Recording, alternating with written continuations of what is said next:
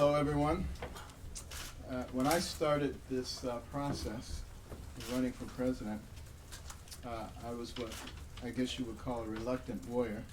Certainly was not something that was on my bucket list. But I do pay attention, and I listen to the hundreds of thousands of people who sent petitions to my home, said you should do this. You know, I have been very concerned and for a very long time about what was happening with our nation and with our government. And why is it that the American people are so restless? Why do they not trust the government? And why have we come to a place where we actually expect that and accept that and say that that's a part of the process? That's why I personally have refused to become a politician. It's why I do not accept money from special interest groups or from billionaires who want to influence the process, and why I never will. I think there are things that are more important than that. And I make no bones about the fact that I am a person of faith. And I believe what it says in Matthew 7:20, in the Sermon on the Mount. By their fruit you will know them. You know people not by what they say, but by what they do and how their lives are led. And I hope that people will judge me by those same standards. Not what I say, but what I do. What has my life been? And I hope you will judge all the other people who are running for this position by the same standards. I think if we do that, we're less likely to make a mistake. And we need to think truly about our children. What kind of image are we setting for them?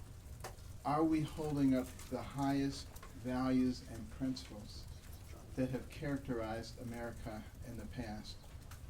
Or are we settling for what we consider to be the best that we can get? We can get complete excellence, and we should settle for nothing less than that. Thank you. Let me open it up for questions. Dr. Carson, are you calling Ted Cruz a hypocrite? I didn't say a word about Ted Cruz. What I said is what we need to be able to do is look at a person's life, look at the way a person does things, look at the way a person treats other people, and make a judgment. But you're obviously talking about the rumors that were out there that some in the Cruz campaign were putting out there on caucus night. So this is the reason why we're here today, right? Well, it's clear that there were people who tried to take advantage of a situation, who tried to distort information. There's no question about that. Senator Cruz told me that he was not aware of that when I talked to him, and that he did not agree with that kind of thing. And we'll wait and see what he does to demonstrate that. But you don't believe him if you are here talking about the way people conduct themselves. Well, he could very well have not known about it, but it's obvious that there were people in his organization not only knew about it, but who carried it out, who executed it. So, you know, we have to look at the obvious things that are going on. Dr. Carson, do you think it obviously affected the result, your result in Iowa, what you're describing? I think it did, yes. I was getting a lot of intelligence from a lot of different places saying that I was going to do extraordinarily well.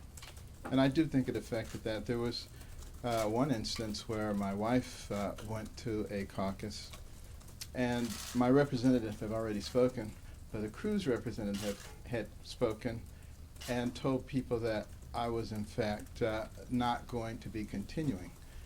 And the people wanted to actually hear from my wife. So she was an unscheduled speaker, and she obviously disabused them of that notion.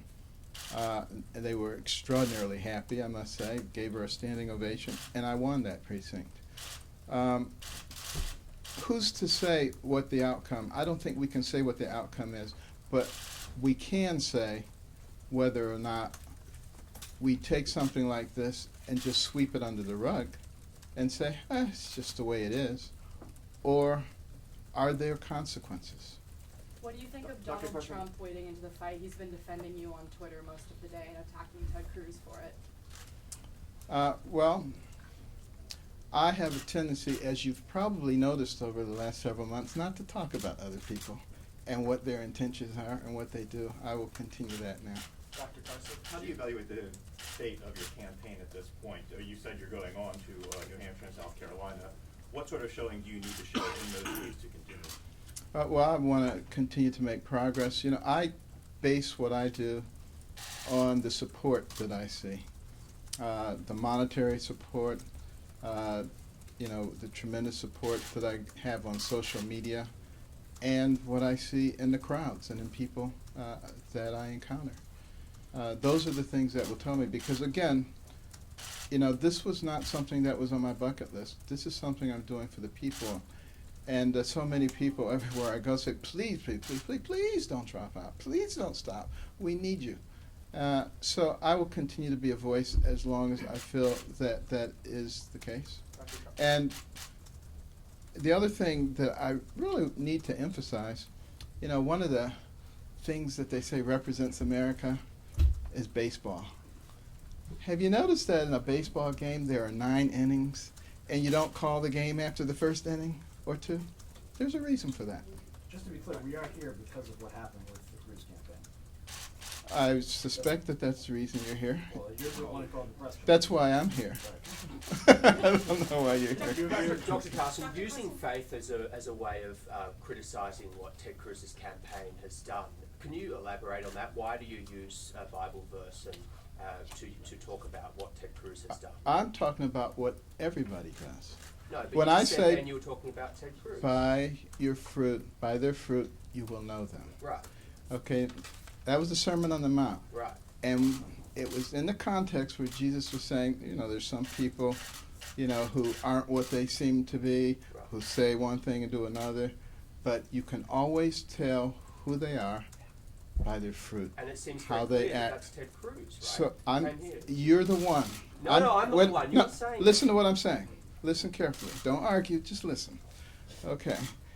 What I'm saying is that you, the press, and we, the American people, have a perfectly good way of evaluating people. We've always had a good way of evaluating people. Will we use it or will we ignore it? Go back to the previous president or the current president. When he was running, were there things there that could have been evaluated that would have told us a great deal if we had chosen to look at them? Probably there are. Dr. Carson, you mentioned that people in Ted Cruz's organization were doing this. Should he fire those people? Should he terminate all ties with those people? Well, let me put it this way. When I discovered that there were things in my campaign that I couldn't agree with after really doing an investigation, I made changes. And I think that's what a good leader does. If there are things that are going on that you don't agree with, you have to make changes. Now, if he agrees with it, he doesn't need to make changes. That would be, you know, it would be hypocritical, wouldn't it, to go against your beliefs. So if he agrees with it, not a problem for Dr. him. Carson, you're asking others to make a judgment on whether Ted Cruz is who he says he is. Do you think he is who he says he is? Well, I guess you have to preface that by telling me, who does he say he is? Well, he says his campaign is a revival, which will turn America back to God. He says he's the choice for evangelical voters. Are you saying that they should reconsider their support for him given what you're alleging? I'm saying that evangelical voters, just like everybody else, should listen to what I just said and evaluate a person on what they do, how they treat other people, and that includes myself. I want people to evaluate me on that basis also. Did Ted Cruz apologize to you? Yes, he did. What else did he say? Well, he said obviously he didn't know that people were doing this kind of thing in his organization, and he didn't agree with it. Do you regret announcing that you were going to be going back to Florida and spurring some of this confusion? Well, I didn't make that announcement. I guess somebody talked to other Well, your people. campaign You know, told the press. I didn't say it, so don't blame me. But you're here telling us that people should know what's going on in their campaign and hold people accountable. I mean, Is you it, regret that well, message let me is out ask you there. this question. Is it okay after being on the road for almost 3 weeks to go home and get a fresh change of clothes? Or is that a problem? Does that make somebody into an evil, horrible person? Trying to call this fraud, do you agree with that term? Again, I think I've said what I want to say on that. I know you guys like to create a mud fight because that's fun. No, we're just wondering what you. You know, should have. this is a problem with America today. We've become like ancient Rome. Everybody wanted to go to the Colosseum and see the blood and the gore. Oh, this is exciting, while their society was crumbling around them. I think I've stated very clearly what people need to look at and how they need to make their evaluations. Doctor, we have time for 2 more questions. Have you spoken to anyone else from the campaign, in particular Congressman Steve King, who tweeted out that you were dropping out on Monday night? I haven't spoken to him. I did speak to Rob Taylor. He's a state representative in Iowa and was our campaign chairman there. And he has called upon Representative King on multiple occasions to clarify, to apologize, and he says he has not heard a word from Congressman King. Dr. Carson, tomorrow you're going to... I hear a voice way in the wilderness over here. Where is that? Okay. Dr. Carson? You mentioned, or you asked, are there consequences for this kind of behavior? I guess just to follow up on that, are you suggesting that there should be, and what should they be? Well, I think I just said, when I did a deep dive in my organization and I found that there were problems, I made changes. That's what you have to do. Unless you agree with it. Again, if he's in total agreement with it, then he doesn't need to make any changes. Has the Trump Tomorrow you're going to be organization- returning to a venue that perhaps helped launch this campaign. Can you talk about that? Well, the National Prayer Breakfast, I assume you're talking about, because I'm going to a number of venues tomorrow. But, it was a very interesting thing that happened 3 years ago at the National Prayer Breakfast.